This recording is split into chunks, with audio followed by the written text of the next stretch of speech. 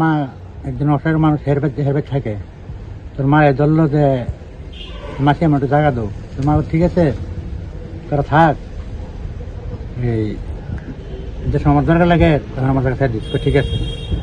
এরপর মা মারা গেল। মা মারা যাওয়ার পরে প্রায় আমার বাজার মারতো, ধরে বাড়িতে মারতো।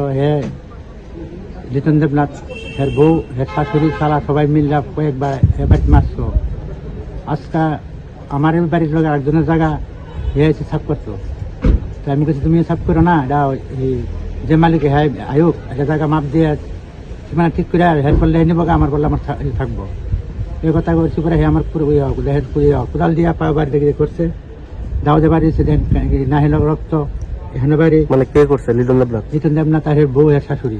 আচ্ছা, মানে আমি যে বাড়িটা হোম মানে খুব খারাপ অবস্থা। এর শাশুড়ি দমকে এমনি থাকতে পারতাম না। লিটন দেবনাথ আপনার মা জায়গা দিয়েছিল বাড়িতে থাকতে? হ্যাঁ, থাকতে দিচ্ছে।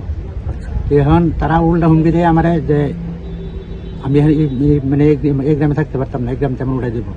দেখেন জায়গা আমরা থাকতে পারতাম না গেলে গিয়া।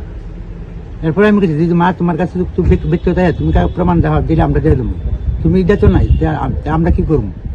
আমরা কই যাবো বাহ্য ফেল করে থানা যাইছি, দেখি প্রশাসন কি ব্যবস্থা নেয়। কোন জায়গাতে আপনার বাড়ি? আমার বাড়ি ব্রতপুর, মধ্য ব্রতপুর। আপনার নাম কি? দীপক দত্ত।